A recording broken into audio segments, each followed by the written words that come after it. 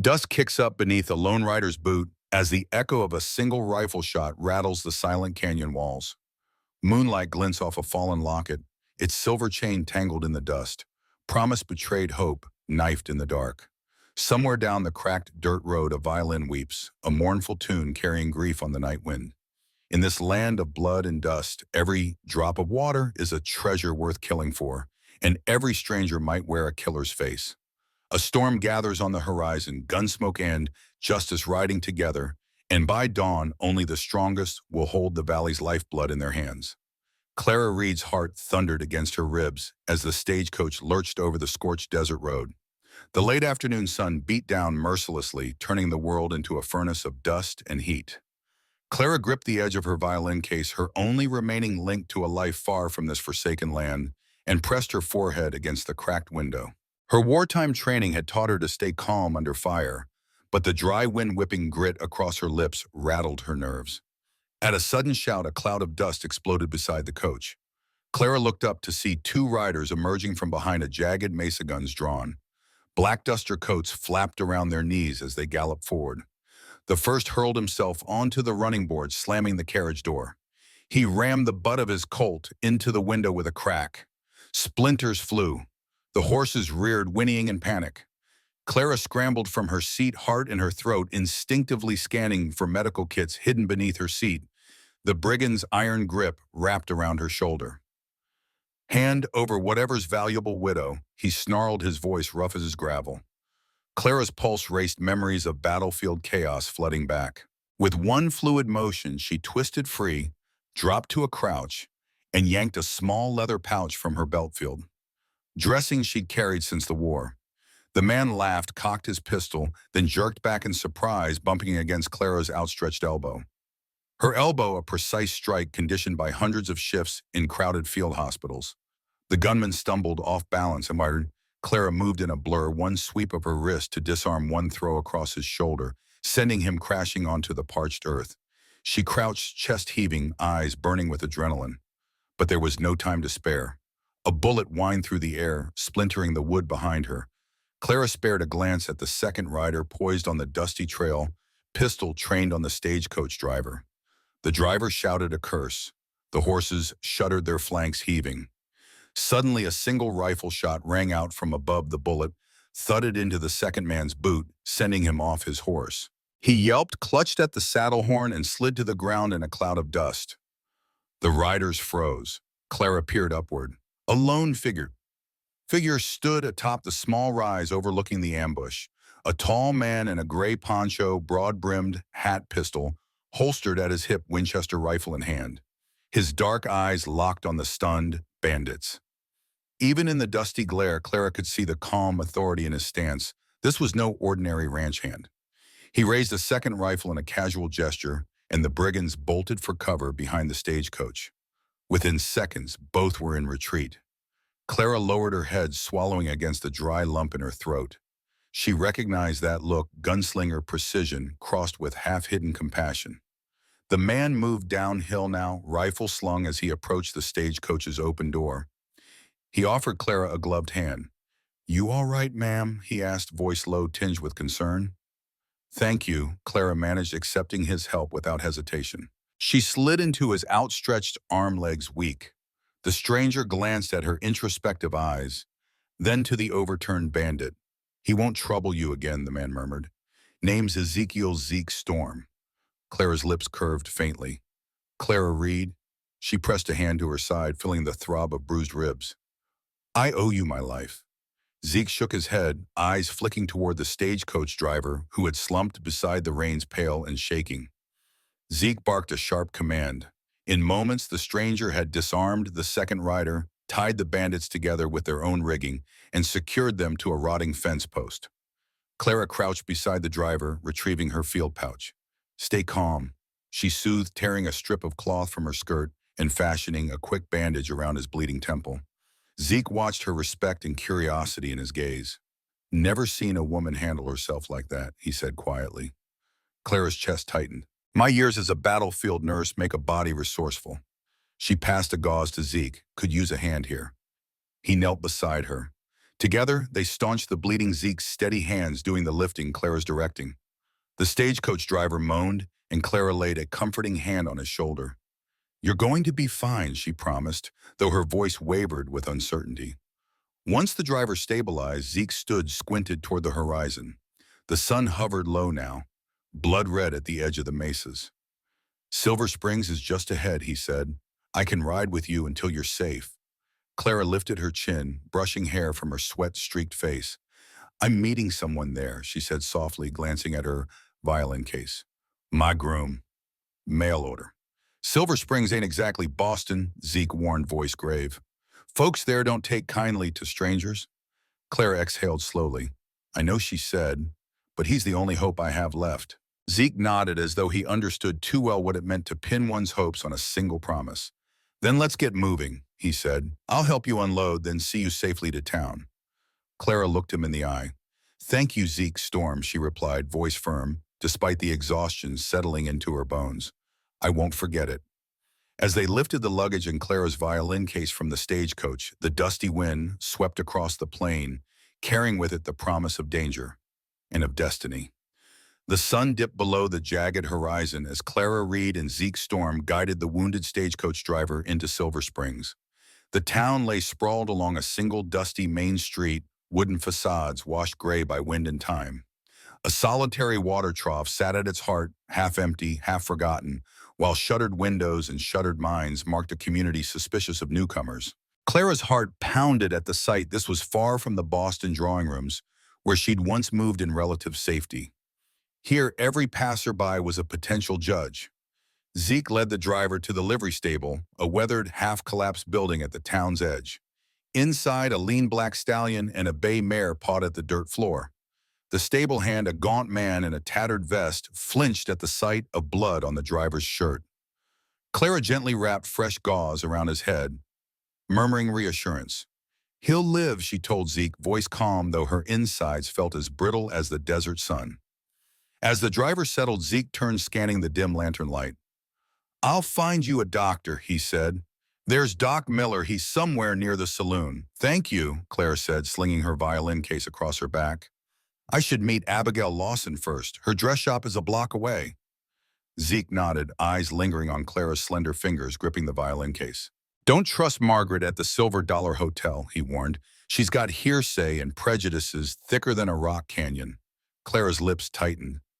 "Margaret told me I'm not welcome," said. "Women of questionable character have no lodging there." "She's a coward," Zeke growled. "Stick to Abigail. She's the one holding this town together." Clara managed a wry smile. "Then we'll go to Abigail's." They stepped into the night's dry hush, the clatter of hooves and the outside world falling away. Clara's heart glowed with a flicker of hope. Abigail, a dressmaker with rumored kindness, was her anchor. In a simple storefront lit by a single lamp and filled with racks of calico and satin, Abigail Lawson paused her stitching. Her kindly eyes took in Clara's mud-splattered skirt and the violin case strapped across her back. "Clara Reed?" she asked softly. Clara nodded, relief flooding her. "You received my letter." Abigail set aside her needle and rose. "Your letters arrived, though word changed over time. I feared you might not come." "I almost didn't," Clara admitted. "My groom, James Blackwood, he's dead." Abigail's face hardened, sorrow mingling with anger. "I'm so sorry. That man had a habit of promising more than he could deliver." Clara sank onto a stool. "3 women arrived before me, each believing they'd wed him. And none stayed." Abigail finished grimly. "Come rest at my shop tonight. I have a spare room above." Clara exhaled, muscles unlocking. "Thank you." Abigail poured fragrant tea into a chipped china cup. Clara wrapped her hands around the warmth. "Tell me your story," Abigail urged gently. Clara sipped then, amid tears recounted the ambush, her rescue by Zeke, the stagecoach's derailing news about James's death, and rumors of forced marriage scams. "I came across desert and danger for a man who wasn't waiting." Abigail's silver-streaked hair trembled with indignation. "James was a predator using letters to lure lonely widows west. But that's small-town gossip until someone proves it." Clara's jaw set. "I found something at Whispering Pines, his ranch. A small vial of mercury among his supplies. It must have been method to his sudden fever." Abigail's eyes widened. "Mercury. That's slow poison adopted to mimic illness. He couldn't have died naturally. Clara nodded, voice firm. I intend to find out who wanted him dead. She touched her violin case. And who might still be after me? Downstairs, boots clattered on wooden planks as a newcomer entered. Zeke Storm strode in, rifle slung across his back. Abigail rose to greet him. Healed, the driver, Zeke reported. Doc Miller's patching him up now. Abigail glanced at Clara. Your friend Clara stood curtsying lightly. Zeke Storm helped me. She extended a hand. In his calloused grip, her skin felt both safe and electric. Zeke nodded, tone steady. He's unstable soil here, he said. When rumor says you're a fool or a villain, you need friends. Abigail snorted. Margaret's rumors are poison. Come dawn, you'll need a plan. Clara pressed her lips together. Mercury, poison, and 3 prior brides. James wasn't target. He was Patsy. Abigail frowned, eyes fierce. Someone had motive. Water rights, everything here is bone dry. Whispering Pines sits on a spring-fed creek. Clara's gaze sharpened.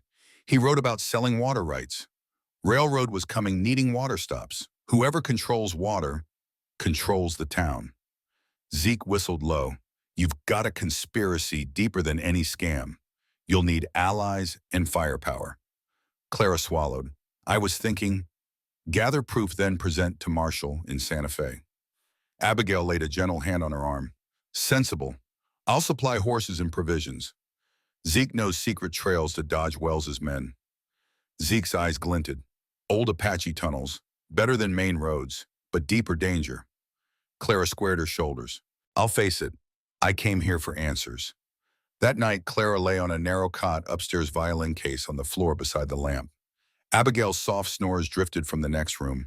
Clara pressed her palm to her violin's polished wood, feeling the curves that once gave solace.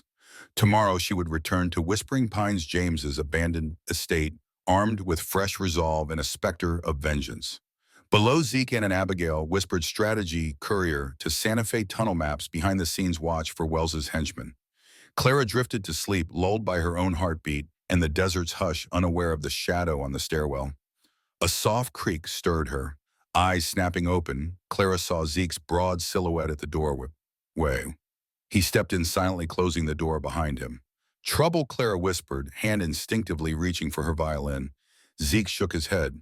No, but I thought you'd want to know. I spoke with a rider outside. He saw Wells's men moving at dawn. Clara exhaled. Then I'll be ready. He withdrew a small worn map, Apache trail marked in faded ink. Follow this at first light. Takes you to Whispering Pines without crossing main roads. I'll meet you at the creek. Clara traced the road with a finger. Thank you, she murmured, eyes softening. Zeke nodded, words unspoken filling the air. Trust, respect, the promise of an alliance forged in danger. As Zeke slipped away, Clara lay back, heart alight with purpose. Tomorrow she would uncover the truth beneath the dust and perhaps avenge the man who had unwittingly brought her to this hard, beautiful land. At first light, Clara Reed slipped quietly from Abigail's dress shop, the cool desert air sharp against her cheeks. She rode a pale sorrel mare loaned by Abigail's stable along a narrow side trail that curved away from the main road.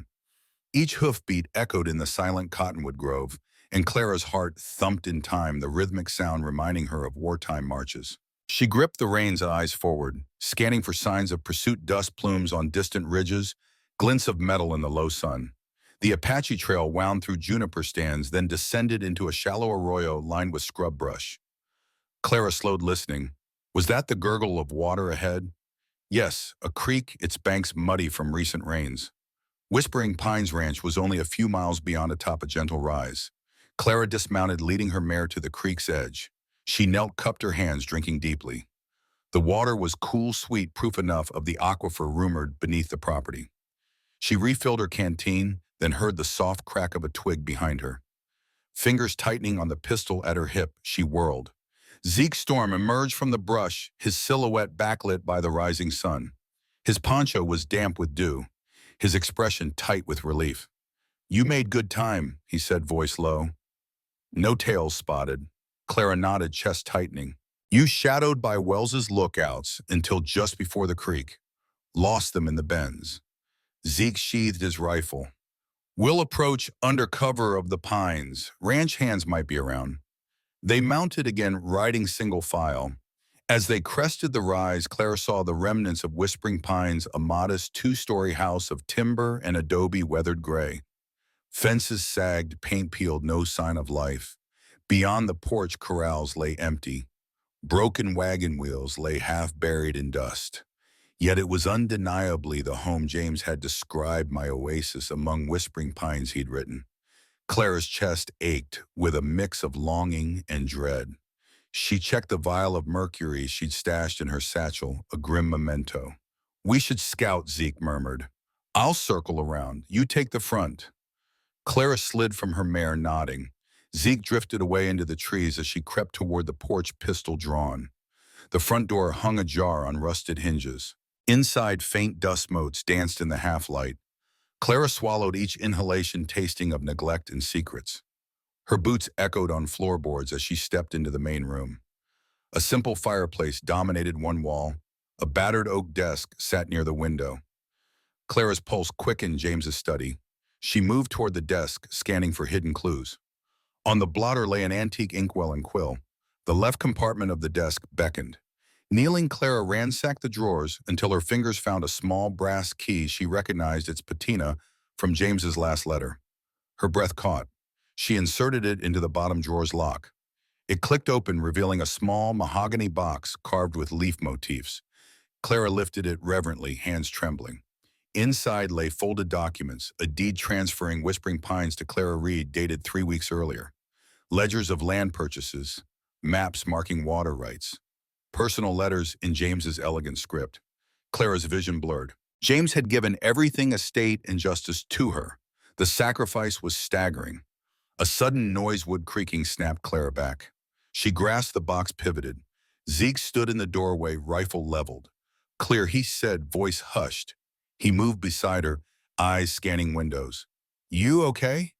Clara nodded, voice tight. "He trusted me with his life's work." She slid the box into her satchel. "Now I trust you." They retraced her path to the creek, alert for ambush. As they reached the water's edge, Clara noticed footprints, fresh, heavily shod, leading downriver. "Wells's men," Zeke said grimly. "They must have been posted at the ranch." "No wonder it's deserted," Clara's jaw set. "Then we carry this to Santa Fe fast." Zeke nodded. "But first we must evade those prints." He knelt, pouring water over the hoof prints to blur them. Clara helped, fingers numbing in the cold current. They rode on, choosing a higher ridge to break the trail, the mahogany box secure at Clara's side. Beyond the valley stretched endless dry grasses waving in the dawn breeze. Twist number 2 had come, and with it, a revelation. Clara was no mere victim of a mail-order swindle, but the rightful heir to an estate that held the valley's lifeblood. Yet the final twist, Nate's lineage and loyalty, remained unspoken, a secret to be revealed in due time. As they cantered north toward freedom, Clara closed her eyes, steadied her breath. Ahead lay Santa Fe, the marshal and confrontations she could scarcely imagine. But for the first time since Michael's death, she felt empowerment coursing through her veins. She was no longer running. She was leading the charge.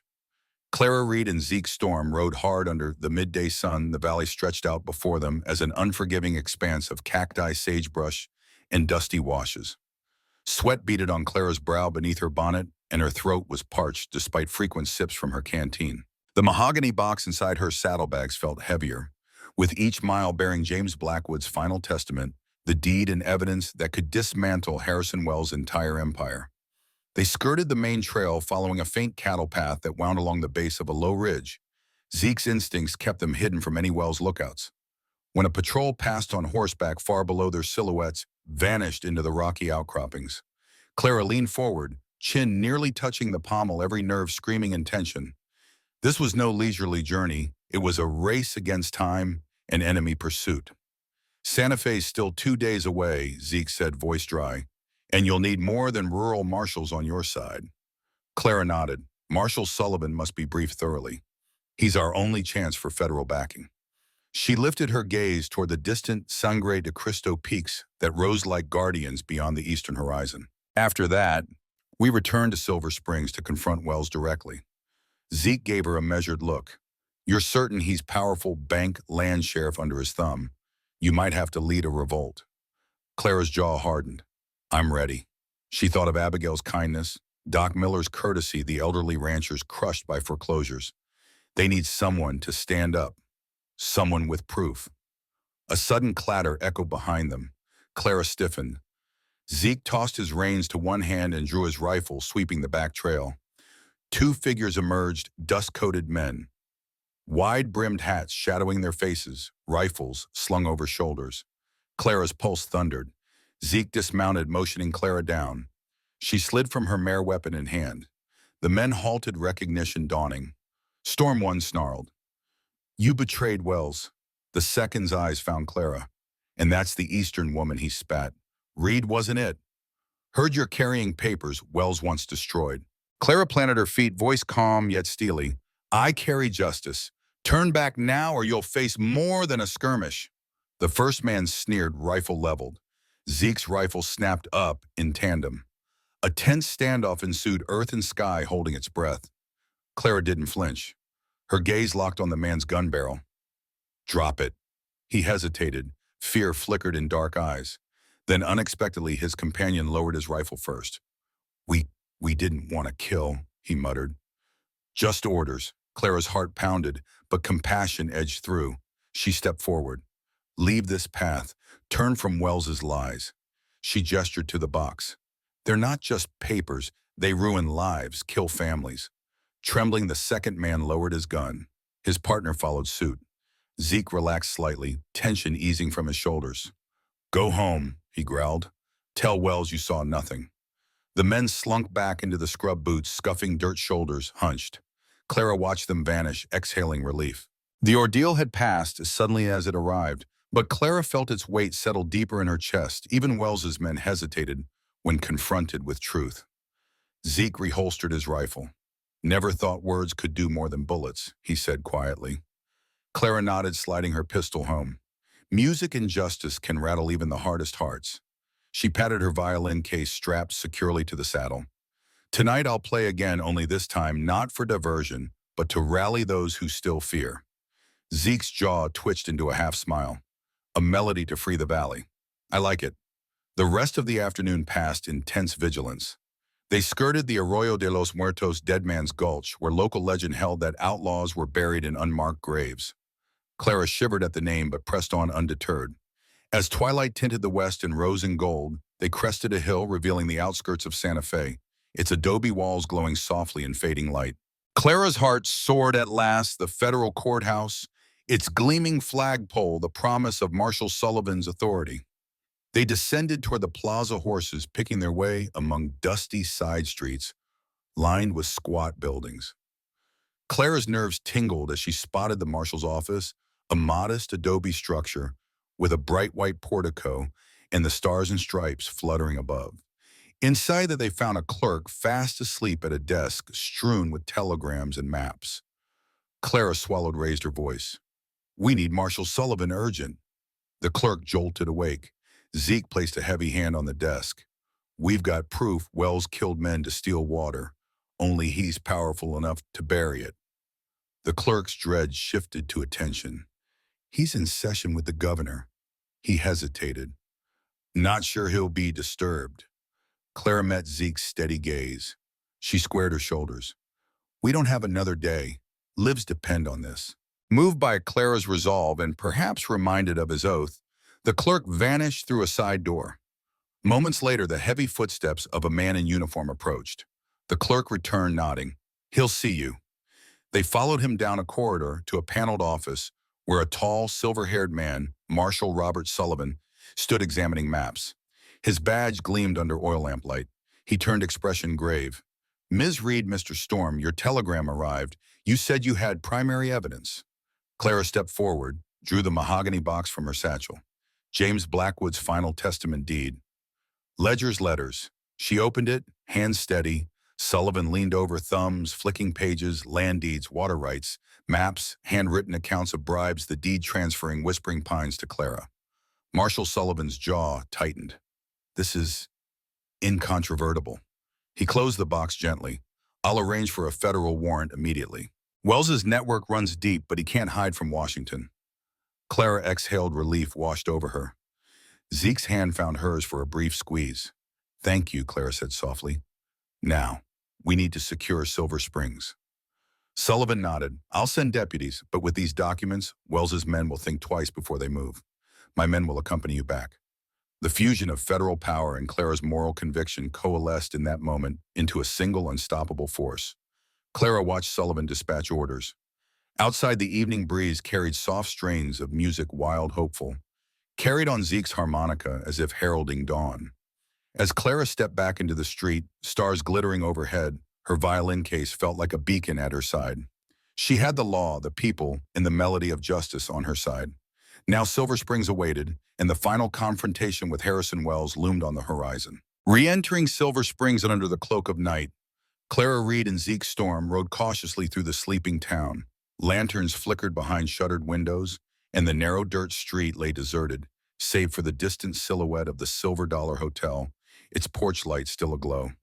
Clara's pulse thrummed with anticipation. Tomorrow, federal deputies would arrive bearing the warrant, but tonight they needed to secure key allies and prepare for Wells's inevitable counterattack. They dismounted beside Abigail Lawson's dress shop, now shuttered for the day. Clara locked her mare to a hitching rail while Zeke scanned the darkened storefronts. Margaret's got the only other room in town, Zeke murmured. If Wells moves tonight, Margaret might notice. Clara nodded, determined to enlist Margaret's reluctant aid, or at least ensure she didn't warn Wells's men. Inside Abigail's workshop, Clara found the kind seamstress waiting by candlelight. Abigail embraced her worry etched in every line of her face. Have you heard, she whispered. Marshal Sullivan's deputies are expected at dawn. Marching orders include arresting Wells, but everyone fears reprisal. Clara stepped back, holding Abigail's hands. That's why I'm here tonight. We need ranchers and townsfolk on our side. Music has power, can draw them out without exposing them to danger. Abigail's brow furrowed. Music, Clara produced her violin. A midnight performance. A call to arms. I'll play outside the bank. Let the melody draw those who've suffered under Wells's reign. Abigail's eyes shone with admiration. I'll spread the word quietly, ranchers at the saloon, farmers at their homesteads. Tell them to gather at the plaza when they hear the tune. Zeke nodded. I'll keep watch, make sure no unexpected company arrives. He slipped outside, melding into the shadows. Clara threaded her fingers through the violin's ebony pegs, heart pounding. She would channel every ounce of emotion, loss, anger, hope into her performance. Abigail slipped away to rally the silent majority. Outside the bank, a sturdy adobe building next to the sheriff's office, Clara stood beneath a single lamppost. Its pale light cast her shadow long across the plaza. She closed her eyes, inhaled, then drew the bow across the strings. A low, mournful note rippled over the square, carrying on the still night air like a calling card. At first only the wind answered. Then from the saloon's open window, a rancher paused mid-sip, his beer forgotten. From a creekside cabin, an elderly farmer stepped onto his porch, lantern in hand drawn toward the music. One by one, a ranch hands, saloon workers, and townsfolk emerged, clustering in the plaza's periphery, faces lit by lantern glow. Clara's melody swelled, shifting from elegy to defiance. She played James's favorite war ballad, its haunting refrain evoking loss and resilience. Zeke watched from the shadows, noting faces, some hardened, some tear-streaked, united by the tune. At its climax, Clara lifted her head, voice clear as the mountain stream. People of Silver Springs, she called, lowering her violin. I am Clara Reed, rightful heir to Whispering Pines. Beneath that land flows water, our lifeblood stolen and hoarded by Harrison Wells. Tomorrow, federal deputies will arrive to bring justice. But tonight we stand together. Let this music remind you, we share these plains, these streams, this life. No man can own the water we need to live. Silence fell, then a murmur, tentative swelling. Abigail stepped from among the crowd, her voice ringing, clear. Clara speaks truth. Wells has foreclosed homes, poisoned dreams. Stand with her. Ranchers exchanged glances, fists clenched. One stepped forward, raising a lantern. I lost my herd to his bank, he shouted. No more. Others erupted in agreement, voices echoing through the night. Within moments, the plaza became a chorus of affirmation. Zeke emerged, slapping his palm against his thigh. Tomorrow we ride with the deputies, he announced. Tonight we reclaim our town. As the crowd cheered, Clara's violin sang again, this time, a hopeful waltz, each note a promise. Under the vast desert sky, the people of Silver Springs found their voice in melody and solidarity. And in the echo of clarion cheers, Clara realized that true power lay not in federal warrants or deeds, but in the united hearts of the community she had fought so hard to awaken. Tomorrow they would face Harrison Wells together, federal marshals at their side, ranchers at their backs, and Clara's music as their banner. But tonight they danced beneath lantern light, tasting freedom for the first time in too long, proof that action and emotion combined could undo even the most entrenched corruption. The dawn broke over Silver Springs in a wash of dusty rose and gold, the aftermath of last night's spontaneous uprising, still rippling through the deserted streets. Clara Reed awoke in Abigail Lawson's spare room with her violin still clutched in her arms. Her head throbbed with exhaustion, but her heart thrummed with conviction. The townspeople had rallied, their shouts echoing like thunder through her dreams. Clara dressed quickly in the buckskin riding habit Abigail had provided, smoothing her hair and fastening her pistol belt. Below, Zeke Storm waited by the front gate, rifle at his side. The early light lit his lean features, shadowed by the broad brim of his hat. When Clara emerged, he offered a curt nod. "Deputies are on their way," he said. "Should arrive by mid-morning." Clara met his gaze, gratitude glowing in her eyes. "Thank you, Zeke, for everything." She slung her violin case across her back, its polished wood glinting in the dawn. "Let's meet Abigail downstairs." In the workshop, Abigail Lawson stood by a curtained window, arms folded, but shoulders relaxed in a rare posture of calm. "They came as promised," she said, voice steady. 30 federal deputies under Deputy Mulrooney, good men properly armed. Clara allowed herself a brief smile. "That's more than enough for Wells." She stepped forward.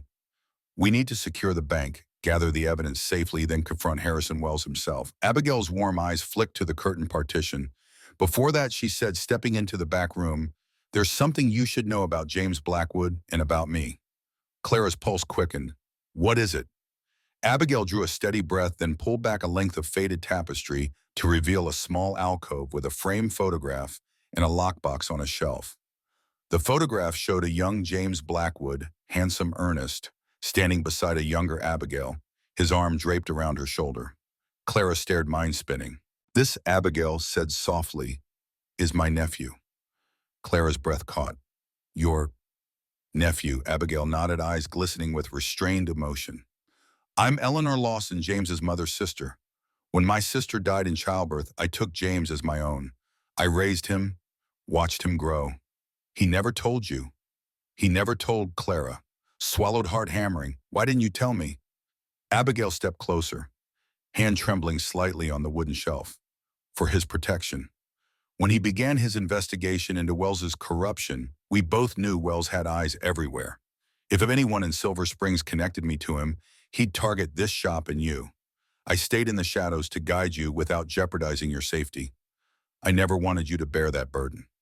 A wave of astonishment and gratitude washed over Clara. "You kept his secret." All this time, Abigail nodded. "He trusted you with his life's work and with the deed. I trusted you too." She pressed a gentle kiss to the photograph. "I'm sorry for the deception, but it was the only way to protect you both." Clara's gaze shifted between Abigail and the photograph, tears welling. "Thank you for everything.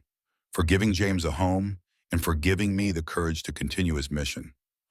Outside, the clatter of boots signaled arrival. Clara straightened, turning to Abigail. "Let's finish this." A half-block away, the federal deputies under Deputy Mulrooney formed ranks outside the bank. Their crisp blue coats and polished badges gleamed as their captain barked orders. Clara and Zeke joined Abigail and a handful of armed ranchers' men who had lost land, cattle, and livelihoods to Wells's predations, standing shoulder to shoulder in solidarity. Clara stepped forward. "Deputy Mulrooney," she called, voice carrying. He raised a hand in salute. "Ma'am, I am Clara Reed," she announced, holding aloft the mahogany box. Within this box are deeds, ledgers and letters proving Harrison Wells' crimes, murder by mercury, poisoning, bribery, and manipulation of water rights. We have federal warrants for his arrest." Mulrooney's jaw set. "Then let's get inside." His deputies form a protective phalanx. Ranchers flanked them, rifles ready, but lowered. They advanced on the bank's heavy wooden door. Zeke raised his voice. "Harrison Wells, by order of the United States government, open this door." Inside, through a narrow window slit, they saw a figure moving. Wells's unmistakable silhouette bent over a desk scattered with papers. A deputy smashed the door's lower panel with the butt of his rifle. Shards of wood fluttered as the door groaned open. Clara strode in, framed by dawn light. Wells stood frozen rediscovery, twisting his expression. His expensive suit hung sharply on his lean frame. His silver goatee trembled in surprise. "Clara Reed," he whispered, voice hoarse. "My dear." Clara's gaze froze him, cold steel unflinching. "Harrison Wells," she said, voice low. "You're under arrest for the murders of James Blackwood and others for fraud and water rights extortion." The flurry of deputies surrounded Wells. He raised trembling hands. "You have no proof," he sputtered. "These are lies, fabrications." Clara stepped forward, opening the box. She lifted the deed transferring Whispering Pines to her. "This is your signature, witnessed by my Aunt Eleanor Lawson." She set it on the desk, then flipped through land ledgers denoting Wells's purchases of foreclosed properties. "These ledgers detail bribes to county clerks. And this?" She retrieved a small vial. "Mercury prescriptions originally meant for field hospitals, doctored for daily dosing." Wells's eyes darted, sweat beading on his brow. The deputies moved in, cuffing his wrists. Ranchers watched, faces tight with righteous satisfaction. Abigail and Clara stood side by side, niece and aunt allies in justice, while Zeke looked on, pride softening his rugged features. Outside the bank, the plaza cheered. Word spread that Wells was detained. Clara's violin case lay by her feet, its bow unlocking a new harmony, that of community reclaimed, of water shared, of wounds begun to heal. Abigail approached, hand on Clara's shoulder. "Your mission is complete," Clara shook her head. "It's only beginning. We must secure the water rights and establish a fair distribution system." She turned to Deputy Mulrooney. "Will the federal government oversee the transfers?" He nodded. "The court will appoint a water commission. You'll retain title to Whispering Pines, but the water will be held in trust for the valley." Clara's breath caught with relief. "Thank you." As the deputies led Wells away, Clara scanned her assembled allies, ranchers, nodding saloon patrons, cheering town elders, weeping with relief. Zeke joined her, his gaze warm. He extended his hand. Clara took it. Abigail stepped forward, voice soft. "Clara, you've done what James would have." Clara placed her free hand over Abigail's. "You gave me the strength to do it." Abigail smiled, then reached into her apron pocket. She produced a small silver locket, a parting gift. Inside, James's portrait and a lock of my sister's hair. She handed it to Clara. "Keep them close." Clara accepted the locket, tears spilling. "I will." With Wells's crimes exposed and the water rights secured, Clara Reed stood on the porch of Whispering Pines that evening, the now thriving well pumping clear water into a new trough system, feeding the entire valley. Below, families gathered to collect water, laughter rising like a benediction. Zeke rode up on his black stallion, stopping beside Clara. "Looks like you did it," he said. Clara nodded, her gaze sweeping across the flourishing fields at the foot of the pines. "We did it." She opened her violin case, lifted the bow. Soft notes rose in twilight, carrying across the land a final promise of hope and healing. Behind her, Abigail and a circle of supporters joined in song, an old frontier hymn newly infused with meaning. The melody rippled through the whisper, ing Pine's testament that truth, community, and courage could indeed conquer the driest of deserts and the hardest of hearts. Clara's greatest ally, Abigail, had been family to James all along, her aunt hidden in plain sight, guiding events from the shadows. With that revelation, Clara's victory was not merely legal, but deeply personal, a restoration of both land and lineage, a healing for bloodlines fractured by greed and deceit. Under the vast New Mexico sky, Clara Reed, once a lonely war widow seeking a fresh start, became the valley's guardian, violin in hand, justice in her heart, and the shared waters of Whispering Pines flowing freely at her feet.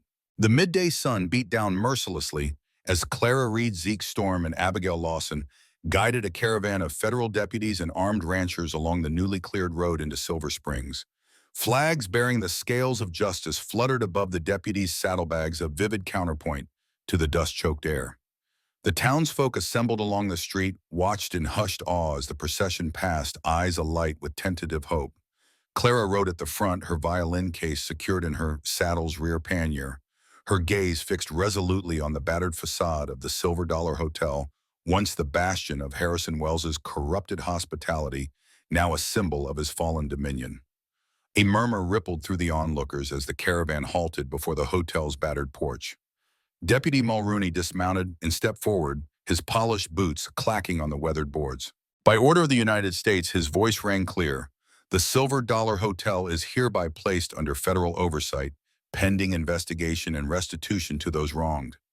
Clara's chest swelled. Justice was no longer abstract, but cemented in every deliberate syllable.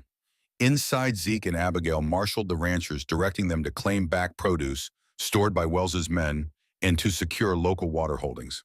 Clara ascended the creaking stairs to Margaret's dusty parlor, where Wells's mistress turned landlady sat knitting a crooked hem.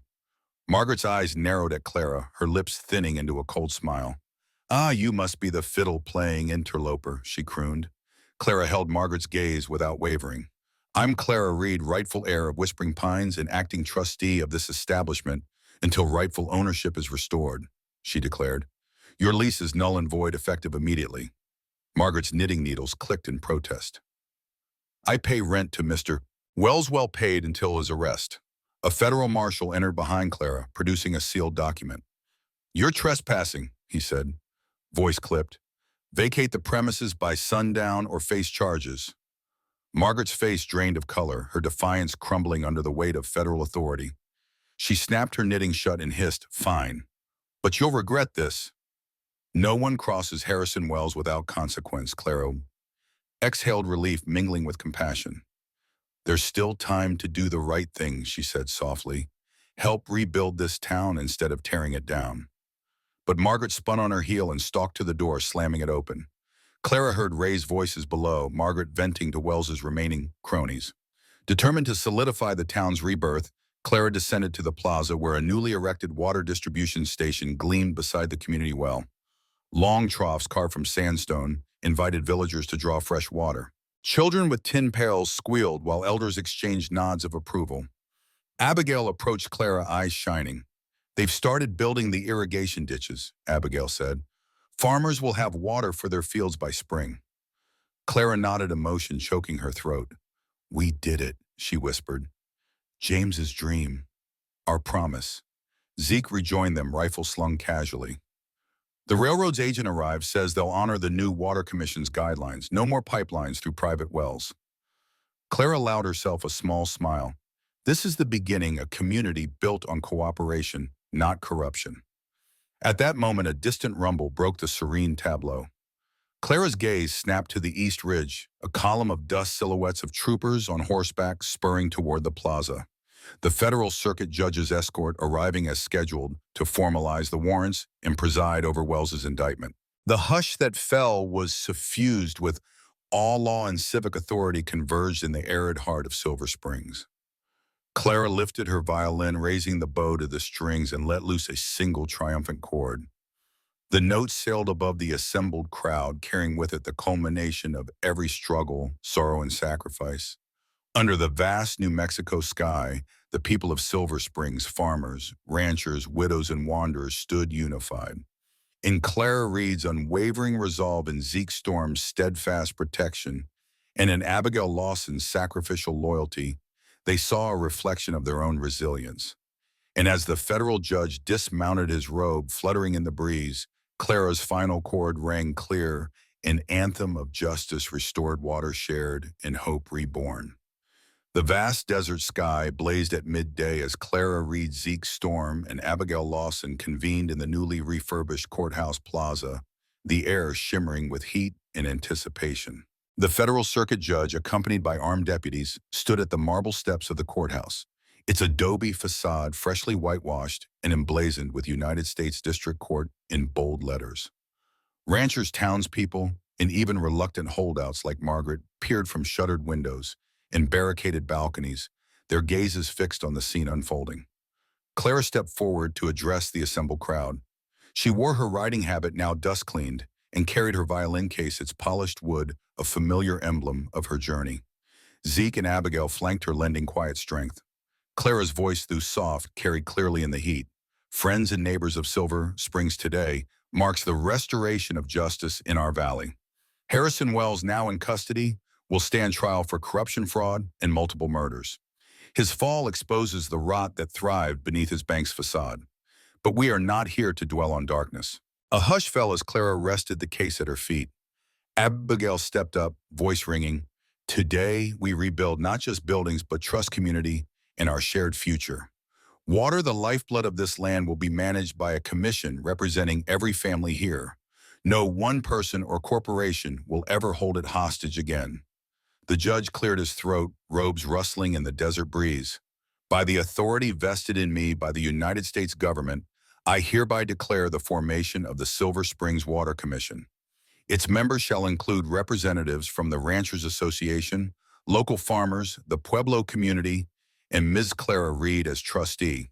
Their mandate: equitable distribution of water, transparent governance, and sustainable stewardship.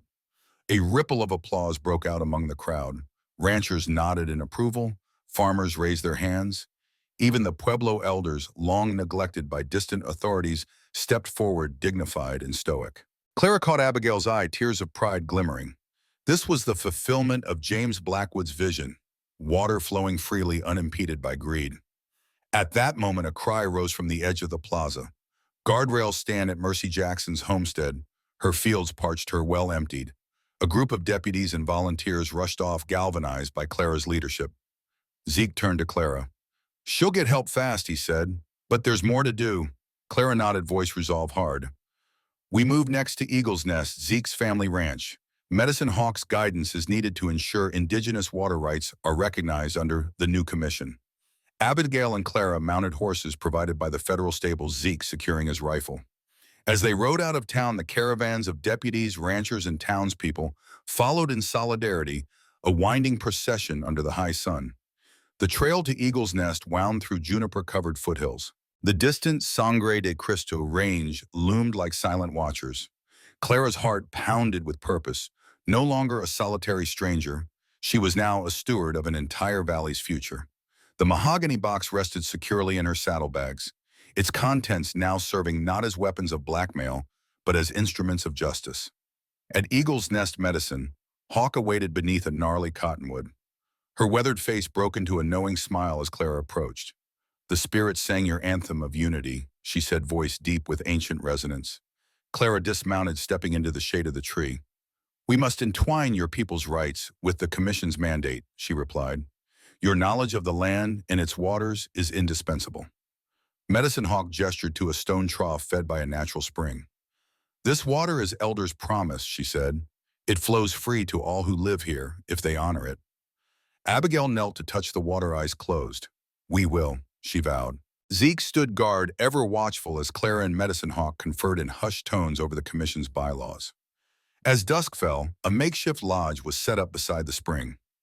Clara sat by the water's edge, violin laid across her knees, watching deputies share rations with ranchers and Pueblo elders. The harmony of cooperation, once unimaginable, now hummed like living music.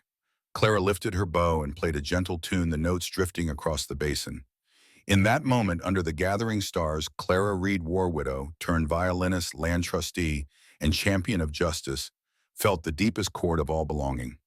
Not merely to one man's estate, but to an entire community, reborn from the ashes of corruption, guided by truth, courage, and shared resolve. The first light of dawn painted the Sangre de Cristo mountains in hues of pink and lavender, as Clara Reed, Zeke Storm, and Abigail Lawson gathered at the meadow before Whispering Pines. The rented horses stamped impatiently in the dew-soaked grass. Around them, a growing contingent, deputies, ranchers, Pueblo elders, prepared for the day's work, the official handover of Whispering Pines, and the final accounting of water rights. Clara surveyed the assembly, heart swelling. Today marked the transition from turmoil to stewardship. She stepped forward, unshouldered her violin case, and raised her voice. Friends of the Valley, today we honor James Blackwood's legacy. His deed transfers Whispering Pines to me in trust for you all to safeguard our shared future. This land and its water belong to everyone, ranchers, farmers, townspeople, and our Pueblo brothers and sisters. Together, we will manage them responsibly. Abigail presented Clara with the deed and a carved wooden staff symbolizing her new office as Water Commissioner. Medicine Hawk stood to Clara's right, offering prayers in the Apache tongue. The elder's rhythmic chant blended with Clara's steady breathing, grounding the ceremony in both modern law and ancient rites. Deputy Mulrooney stepped up with a formal proclamation. By order of the United States District Court, we acknowledge Clara Reed as trustee of Whispering Pines Ranch, custodian of its land and water rights. A water commission shall convene within 3 days to draft regulations ensuring equitable distribution and sustainable use. A cheer rose echoing across the meadows. Zeke joined Clara, standing as her protector and partner in this new life. Abigail embraced her, whispering, "You've done it." Clara nodded, tears glinting in her eyes. That afternoon, the newly formed Water Commission convened in the Whispering Pines barn, its spacious loft converted into a meeting hall. Commissioners included rancher Samuel Ortega, farmer Mary Caldwell, Pueblo elder Thomas Redfeather, and Clara herself, guided by Abigail's quiet counsel and Medicine Hawk's spiritual insight. Clara called the meeting to order at the loft's large oak table. Our first task, she announced, is drafting bylaws limits on individual water usage, maintenance of water infrastructure, and mechanisms for resolving disputes. Let's begin. Samuel raised a hand. Ranchers need a reliable flow year-round. We propose allocating a base allotment per acre with additional for drought years. Mary nodded. Farmers need irrigation seasons defined: spring for alfalfa, summer for vegetables, fall for grains. Flexibility matters. Thomas spoke softly. Pueblo traditions dictate honoring the spring's gift. Ceremonies must be held at each seasonal turn. Water is life, must be treated with respect, not commodities. Medicine Hawk added, in the old days, Apache women oversaw water rights. Perhaps we revive communal blessings to remind users of shared responsibility.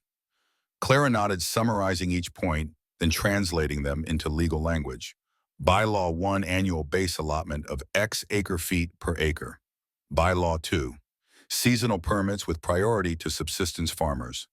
Bylaw 3, ceremonial observances quarterly with community participation. The commissioners debated details late into the evening, forging a code married to both pragmatism and tradition. As twilight gathered, commissioners adjourned, having drafted a robust water code. Clara stepped onto the barn loft balcony, looking out at the fields beneath Whispering Pines. The well's pump house glowed under lamplight. Water channels shimmered silver in lamplight. Zeke joined her, handing her a cup of coffee steaming in the desert chill. You've managed to blend law with tradition, he remarked, surprise and pride in his tone. Clara sipped, gaze softening. We all contributed. That's the point. She looked out, voice reflective. This valley's future lies in cooperation, community over conquest.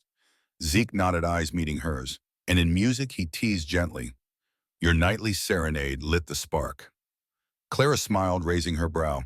That and the promise of justice. She handed him the cup. But thanks for watching my back. He grasped her shoulder, serious beneath the lamplight. Always. Final resolution and epilogue. Weeks later, Silver Springs had transformed. New water troughs lined every property. Fields bloomed in green rows. Families gathered at community wells. The saloon's marquee now bore community board meetings, here in fresh paint. Clara Reed sat at the head of the community board table, the old bank vault now repurposed as a secure records office, overseen by Abigail and Mary Caldwell.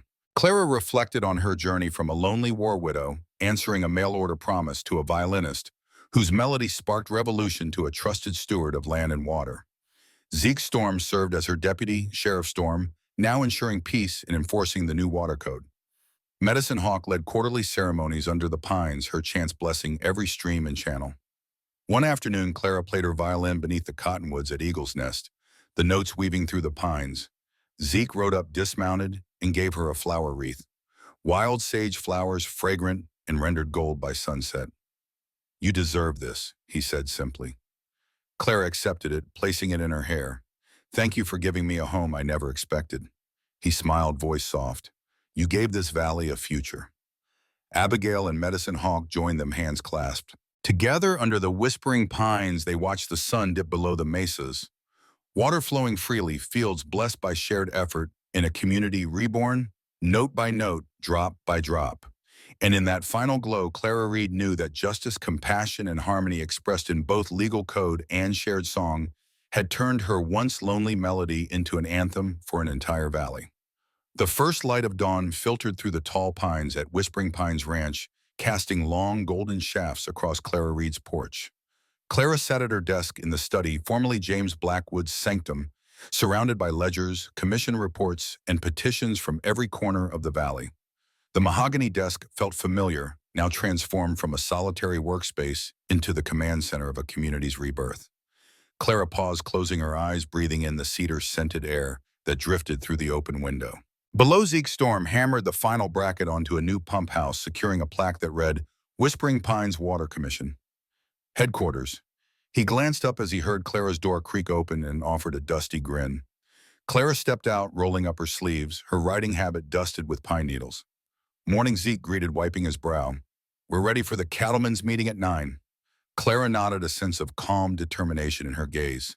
I'll finish the appeals from the Pueblo Council and meet you there. She patted the carved staff Abigail had given her at the commission ceremony. We've come far, but we must ensure the new beneficiaries have a voice. Zeke descended the steps and handed her a folder marked Pueblo Water Rights, Request for Cultural Access. Clara flipped through the page's request for ceremonial water draws, precisely timed to seasonal ceremonies. She smiled, heart warmed. Medicine Hawk will be pleased they've waited generations for formal recognition. Clara returned inside, settling in to draft a resolution that integrated Pueblo customs into the commission bylaws. She wrote provisions for ceremonial water releases during spring planting, midsummer solstice fall harvest, and winter solstice, ensuring every valley resident honored the resource that sustained them. As she penned the final paragraph, she felt a familiar chord of purpose echo through her, justice woven with respect, community built on shared heritage. At exactly 9, she emerged with the signed resolution and joined Zeke at the pavilion outside the pump house, where ranchers, farmers, Pueblo elders, and even former Wells employees now cleared of wrongdoing gathered. Abigail presided, handing Clara the microphone. The crowd hushed as Clara stepped forward, Zeke at her side. Friends, Clara began, voice steady yet resonant, today marks a milestone, the formal recognition of our valley's first integrated water code. We honor the land's original inhabitants and inhabitants and empower every resident today, tomorrow, and for generations to come. She held up the resolution. This document binds us to equity, stewardship, and unity. A ripple of applause rose, building into a sustained ovation. Samuel Ortega, the ranchers' representative, stepped forward, extending a heavy hand to Clara. On behalf of the ranchers, he said, voice thick with emotion, thank you for your leadership. We pledge to uphold these bylaws in good faith. Next, Mary Caldwell, the farmers' delegate, raised her own hand, and we join them in gratitude. Crops will flourish under regulated irrigation, and families will prosper, knowing water flows fairly. Pueblo elder Thomas Redfeather followed, dignified in traditional regalia. He placed a feathered staff beside Clara's. We offer our blessings and our traditions, he intoned in slow, solemn cadence. May water bind us as it binds the land. Clara accepted the staff, to tears prickling. Beneath the whispering pines, she felt the weight of every promise, every sacrifice. Zeke's arm found her shoulder, silent support, in a world reshaped by her courage and compassion. That evening, as dusk painted the western sky in rose and violet, Clara joined Abigail and Medicine Hawk on the ridge overlooking Whispering Pines. Below, lanterns glowed around the water channels like stars fallen to earth. A gentle wind stirred the pines, carrying the scent of sage and juniper. Clara positioned her violin under her chin, bow poised above the strings. Medicine Hawk began a low chant in Apache, an invocation of rain renewal and remembrance. Clara listened, heart swelling, then closed her eyes and began to play. The notes wove around the elder's chant, rising and falling in a melody that spoke of loss turned to hope, of isolation, transformed into unity. Abigail stood at Clara's side, hands clasped, tears glinting in the lamplight. As the final chord faded into the night, Clara lowered her violin and opened her eyes. Across the fields, ranchers leaned on fences, farmers rested against their wagons, Pueblo elders sat on blankets, every face turned toward her in shared reverence. In that sustained silence, Clara felt the valley's heartbeat align with her own.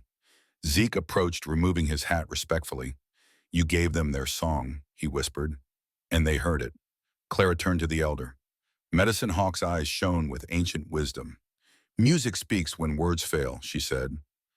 You have honored both. Clara embraced Abigail and Medicine Hawk in a silent triangle of gratitude and love. The three women, once strangers bound by tragedy, stood united by purpose, guiding Silver Springs toward a future secured by justice and harmony.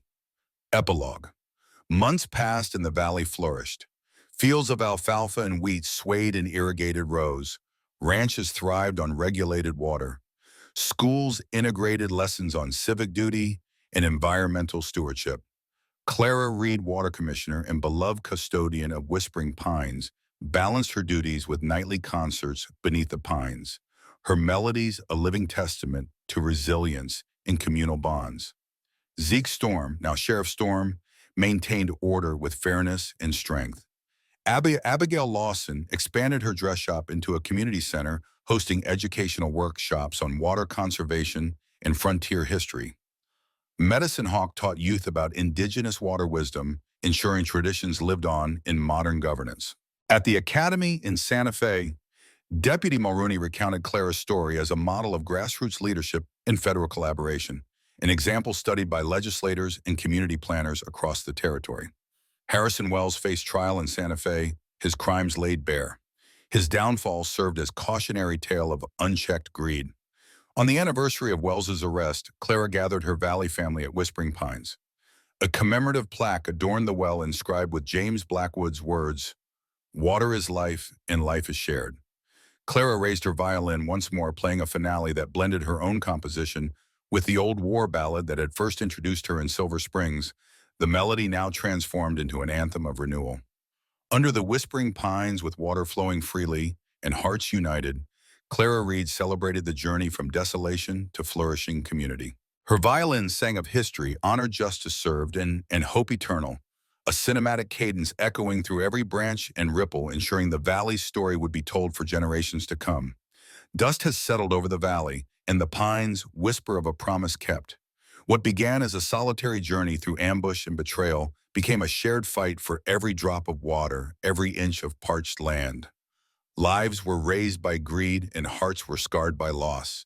Yet from that crucible rose a community forged in solidarity. A widow's courage sparked a revolution. A gunslinger's loyalty stood as her shield. A seamstress's quiet wisdom guided them through the dark.